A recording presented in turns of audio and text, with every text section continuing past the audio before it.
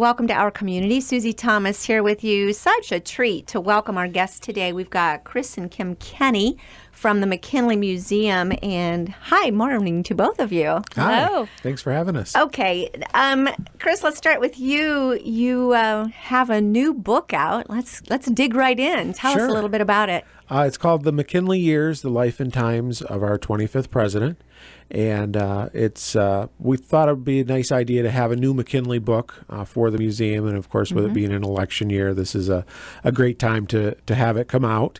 And I'm really happy with how it came out. It's intermixes his personal life with his professional life and all the different things he was going through throughout his life. So it's a little bit different look at William McKinley than some of the more recent books. Right, and not your first time writing about any of this, certainly. So did you learn anything new? Oh, absolutely. Absolutely. I learned quite a bit new, a lot of primary source material. We tried to put a lot of things in McKinley's own words in the book. So we have some words from his Civil War diary. So reading through that, you get a very good idea of kind of what he was thinking and as he was a young 18-year-old out on the battlefield. And then some personal letters between he and Ida, which gives some insight into their relationship. So a lot of neat things in that respect. They were an amazing couple, weren't they? They went through the hardest of times and the best of times together. Can you touch on that a little bit? Sure. He was a person just like the rest of us. And I think we forget even today, our politicians and public figures, we forget that there's a private side. So in the book, I try and, touch upon the personal life. And he went through losing two daughters. Those were the only two children that they had, and they lost both of them at a very, very young age. He went through financial difficulties during his time as governor. He took care of Ida, who had what we would diagnose today as epilepsy, and she was very, very sick from the time that the two daughters passed away, really the rest of their life. Do they think that might have triggered it?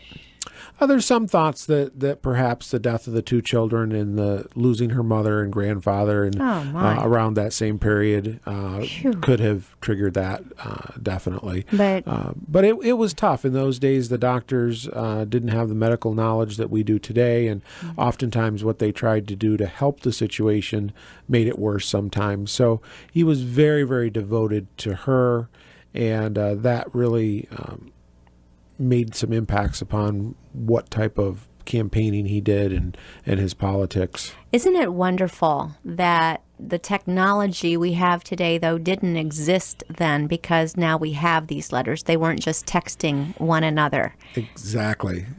We can see his own words to her, and it's very, very formal. This was the end of the Victorian period, so even writing between the husband and wife still has a certain formality to it. He signs his letters, your loving husband, William McKinley. So there's still that Victorian era formality to it, even between husband and wife. Wow. Well, any surprises that you've come across this time around? No, I don't think, not any surprises, really. Maybe a little bit about his sense of humor came out, a little bit of a very dry sense of humor came out of doing some research for this. So that's something we don't necessarily equate William McKinley with when we see pictures and things like that. But he did have a very dry sense of humor. Well, I'm sure you don't sign anything to your lovely wife here, Chris Kenney. No, not at all. But Kim Kenney also joins us. And good morning, Kim. Good morning. And your role at the McKinley Museum is? I am the curator, so I'm in charge of all of the exhibits on the history floor and also the collection. And we are still, to this day, finding new things owned by the McKinleys that family members or friends come up with and say, hey, you might want this. That is true. It happens less and less often. More often, we get people with a family story that doesn't have a provenance with it, and they want us to prove it, which is very difficult. Oh, right. We don't have an itemized list of everything the president owned, and his probate record is, I like to call it delightfully vague, because it'll just say chair, and you're like, well, was it an upholstered chair? Was it a rocking chair? You know, and so it's not helpful. So it's kind of a needle in the haystack to prove. But just last year, we got a chair that belonged to the president, and the family just said, you know, we know that this is his chair. We don't have any proof of that, but we think you have a picture in your collection of him sitting in it, and we actually did. So wow. That's the best evidence, and really the only 100% evidence that we can provide people when they don't have that paper trail. So that's on exhibit outside the McKinley Gallery now with the picture of him sitting in it. So many fun stories locally about him. We recently had someone from the Maslin Women's Club here, and how one of their daughter's weddings had to be postponed for a few hours until he got there, Right. because he was kind of an important guest. And Kind of. President's coming to your wedding. You want to wait for him. it doesn't happen every day. No. The other thing that comes to mind recently that you both were involved with, I think, is a Pawn Stars episode. Yes. What was that about? Yeah, we were able to acquire Ida's diamond tiara, which we actually saw, like the rest of America, on TV. And So you just saw it there, and Yeah. you were sitting there Yeah. watching TV and Yes. said, oh my gosh. we had a heads up earlier in the day from Doug Bennett, who designed our website. And he said, you might want to watch. I saw a preview. I don't know what it's about. And we saw the tiara on the show, and we had borrowed it a few times from the family. And so I actually called Las Vegas and was told it wasn't for sale. And speaking of regular And your letters, heart sunk. yeah, I was like, Absolutely. well, at least we know where it is. So I thought, well, let me send an old-fashioned letter on letterhead and just let Rick Harrison know if he changes his mind, if it does become for sale, we would be interested. And he called me within 3 days. Yes. Let me get this straight. Somebody in this area, a family member, owned this tiara and decided to pawn it? Yes. Yeah. Okay. I'm just trying to get my head wrapped around that a little bit. Okay. So then, all right, Yeah. they decide to do it on national television Yes. and get Yes. top dollar. And Rick Harrison contacts you. Now, what's he like? He's like he is on the show. Yeah. I mean, he's very funny and down to earth. I'm pretty sure it was his cell phone that he gave me, because when I called back, he left me a voicemail because I was in staff meeting. Wow. And when I called back, he just answered it, hello. Wow. And a shrewd negotiator, I'm guessing.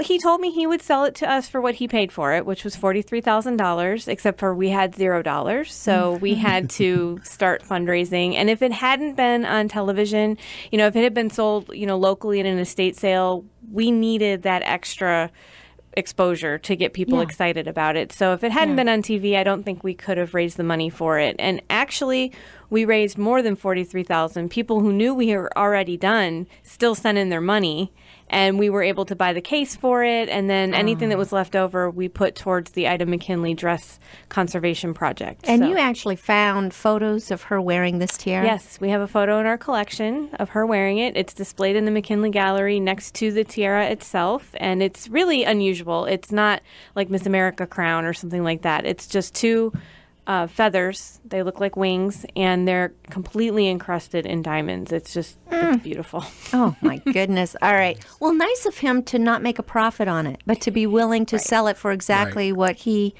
got for it and break even. And he actually donated the money that we gave him to buy it to the Epilepsy Foundation. So, yeah, okay. it was Good guy. win-win-win for everybody. Oh, that really is. Well, then you went around. How did you start raising $43,000? I mean, everybody was excited because they had seen it on TV, and we all wanted to get it back. Well, I think for this, it was the positive power of social media. We were able to get the word out. And as Kim said, if it hadn't have been on TV, I don't think we would have been able to accomplish what we did because people all over the United States saw it.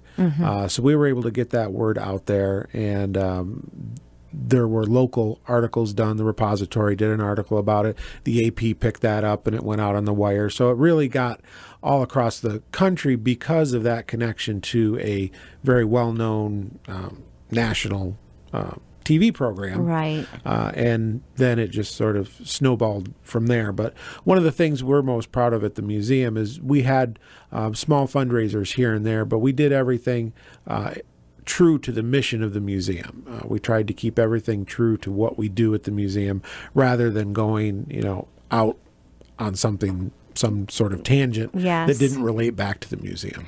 Now, you were aware that this existed prior to that being on Pawn Stars? Yes. You knew that this existed somewhere. I've been there 15 years, and we had borrowed it twice in the past, so we had seen it before. Are there other things out there somewhere that you're hoping to get? The holy grail for us is Ida's wedding dress. There's not even a photograph of it. Which is very unusual, and the write-up in the repository is very brief, and it sort of says, I will leave it to others to describe the dress better than I could. And so there's not too much information, although she did apparently wear it at her 25th wedding anniversary, and that article has a little bit more, but nobody's ever seen it. No one knows what happened to it, and we would love it to be in someone's attic somewhere. What is the dress that's at the hotel downtown? It looks like a wedding gown. Was that an inaugural dress? That belongs to the First Lady's library. Okay. So that's not one of our dresses, so I'm not sure exactly what it Must is. not. I always thought it was a wedding gown. No. Must not be. No. Okay, so we don't even know what it looked like. No. It's in somebody's attic. Somebody somewhere has it. Somebody, oh my goodness. And they hopefully know that they have it. I Maybe hope they don't know. Oh my goodness. Yes, well, I hate to tell you, we had something he had given to my grandmother. My sister took it to show and tell and never came home with it. So there you go. No. There's another thing out there somewhere. So who knows where that ended up. But yeah, I think there's just so many McKinley stories when you are a local person. There's a tie. Absolutely. Yeah. And most of what we get are commemorative things or campaign things, and those still come in regularly. But it's that personal property of William or Ida that gets us really excited. And it's pretty rare, but it does happen. Yeah. And because their two daughters died and they were the only children they had, they were very, very young, there's no direct descendants, so there's no direct family line. So, a lot of things were sold at a house sale after Ida passed away, or it came down through Ida's side of the family. So that's one of the reasons it makes it so difficult, and to get those personal aspects, and also to prove that they actually belong to the McKinleys. The building itself is just amazing and fun. Can you kind of take us around and tell us what's going on now, what exhibits might be upstairs now, and then the science part is just so fun too. I mean, there's just a little something for everybody there. Yes. Oh, absolutely. We're kind of a one-stop shop when it comes to museums. And on the second floor, that's the history floor. So that's where Kim and I spend most of our time up there. If people haven't been back in a while, they'll be surprised to see the changes. In 2009, to commemorate the bicentennial for Stark County, we have a brand new exhibit, permanent exhibit, called the Stark County Story. So it tells the history of the community that fostered the president. We have our McKinley Gallery, of course, with the largest collection of McKinley artifacts that you're going to see anywhere in the world. And our Street of Shops, which is a recreated town inside the museum, which people really, really love.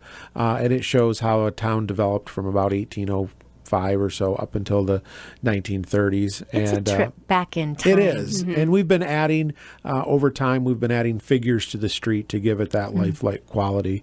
And then Kim can address the Keller Gallery, which is our changing space. Yes. We have an exhibit right now called Wise About Eyes, which is traveling through Prevent Blindness, Ohio. And it was built by the Boonshoff Museum in Dayton. And it's all interactives for kids and families about eye health and eye safety and eye diseases. So it's an educational exhibit, but it's fun too because the interactives are kind of neat for kids. And then we also have a lot of eyeglasses and things from local Stark County and Canton opticians. Sounds right. Both probably. Awesome. Well, we are going to be back with Chris and Kim Kenney right after these words. You're listening to Our Community.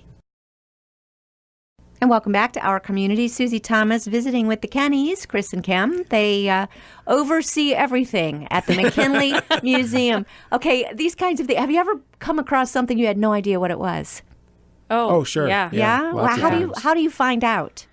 That's a tough one. If you don't know what to Google, you don't even know what you're looking for. Right. We ask people, we've put pictures on our blogs or on our Facebook pages and things like that. So a lot of times people around will know, but then there's still things that we just don't know. And I'll tell my volunteers, well, we'll take our best guess and we'll make a note that we're not real sure. And then someday when we do know, we'll fill that in again. But yeah, it happens. I'm sure it's a lot of fun when children come through the museum and they see things that we probably know what they are and they probably definitely don't. Next year, I'm planning an exhibit called Mom, What's That? And fun. It's about sort of that last quarter of the 20th century where life changed so quickly that people in their 40s and above know what these things are, but their kids don't. So, VCRs, typewriters, clocks with hands, Rotary phones. Right, Rotary right. phones. That yes. don't take pictures or do anything else. You just talk on You them. talk on them. And even during our time there, which the last 15 years have gone by, it's changed with the students. When I first started and I would lead a tour group through and we were looking at a stereoscope, we'd equate that to a Viewmaster. And when I started 15 years ago, the second and third graders, they all knew what a Viewmaster is. Well, now within the past couple of years, now they don't know what a Viewmaster is. Wow. So all of a sudden the Viewmaster is the artifact and you've got to explain what that was before you can explain what the stereoscope is. Okay. That's interesting and yet a little depressing. It Yes. is. Because It's you're very, talking about yes. toys from my childhood now being artifacts at a Yes. museum. My childhood too. So Oh, it's, my goodness. It's a little depressing at times. You have the most fun jobs. What surprises you? What's been like the most exciting thing so far that's come through those doors, do you think? Oh, that's like picking among your children, isn't I it? know, yeah. We'll That's go really ahead and talk hard. about as many as you want. Well, we have had, for a while, we didn't have a Gibbs I Spin for McKinley top. The Gibbs Manufacturing Company started out making farm equipment, and then they switched over to toys in the 1896 election with that campaign piece. And so it turned out somebody in the Gibbs family had one and gave that to us. That used to be on our top 10 list of things we wanted, but we have one now. Although there are 3 different models and we only have one. So if anybody else has the other 2, we'd really like to have those. If you're listening. We also got one day, I was working on an exhibit on the 1960s, and Sharon Lane's mother came in with her nursing uniform. Wow. And she didn't even know we were working. It was a complete coincidence. And she said, I have her nursing uniform. Would you like it? And of course, many people know her as the only American woman killed by hostile fire in the Vietnam War. Yes. So we were so excited. And I've actually had several people make appointments to just look at it. Just look at the nursing Yes, uniform, bring it yes. out and hold it up for them, and they just can't believe it. Yeah. So there's lots of different things. Most of our collection is Stark County, so a lot of it is Canton related and Stark County related. It's about 10% President McKinley. It's not every town that's got a president and has No. a presidential library and this museum of this incredible top drawer quality. Chris, you do some fun things. You take people down every once in a while down into the underbelly and tell us a little bit about that. Yes, and that's been very, very exciting. And to go back to your last question, for me, yes. one of the most exciting things was the 100th anniversary of the monument. Oh, yes. That was in 2007. It was a fantastic community event. People still talk about it. We were open 100 hours straight. Very, very fun. And part of that time, we were taking tours down into the basement to do architectural tours. And we did a lot of those. And each time we do it, we still have a large group of people. I would think by now everybody that wanted to see it has seen it, but apparently not. And the last couple of years, we've started combining Kim's cemetery walks with the monument tour, and we've been offering that in August. I don't have the exact date in front of me now, but folks can check our website. So we can actually go down into the basement of the monument, see how it was constructed, talk about its architecture, and really get a little different view of it than if you were just going up on your own. Oh, it is. It gives you a whole new appreciation. It does. Those steps, how many are there? 108. Well, 108. okay, a little story about my own kids. We hiked up them, and they were very young, and I said, and here's where President McKinley is buried. And they said, well, of course, he probably climbed these steps and died when he got to the top of the hill. I've never heard heard that was a before. good one. That's a new one. Yeah, funny kids Makes they are. sense. Yeah, this is a campaign year, so it's interesting to look at campaigning back then and now. And it's hard to imagine somebody being able to just do a campaign from their front porch. Tell us a little bit about his. He's so famous for it. It is, and he and Mark Hanna, who was the campaign manager. Mark Hanna was a very wealthy businessman from the Cleveland area, very, very well connected. And the two of them orchestrated this front porch campaign. And it was something that was fairly unique to candidates from Ohio. There were several different Ohio presidents that ran front porch campaigns. Garfield ran one as well. Harding ran one after McKinley. But McKinley's was the most well-organized, probably the most successful and well-known. And Hanna would arrange for special rates from the railroads, and people would board railroad cars and come to Canton and march up Market Avenue, north on Market Avenue to the McKinley home. And if the listeners don't know where that was, it's where the main branch of the Stark County District Library is today. Right. And they'd gather on his front porch and listen to him give speeches. And it was remarkable to do that. His opponent, William Jennings Bryan, traveled all across the country, also very well spoken, younger than McKinley, but really kind of burned himself out. Yeah. And what was so different in those days than today was for the Republicans, the National Convention was in June of 1896, and the election was in November of 1896. So there were just several months in there, unlike today, where it's really been going on for some would argue since the last inauguration, since the last election. Yes. The campaigning for the next one kind of started. So very much different than today. Now, if you look back at what was going on at some of those conventions and the rhetoric, it still got kind of nasty like today. It's just we have different ways to find out about it immediately than they did back in those times. But it was a very unique campaign. Right. The fact that we've got a 24-hour news cycle now, the fact that there is television and, phones, smartphones, everybody's a journalist these days.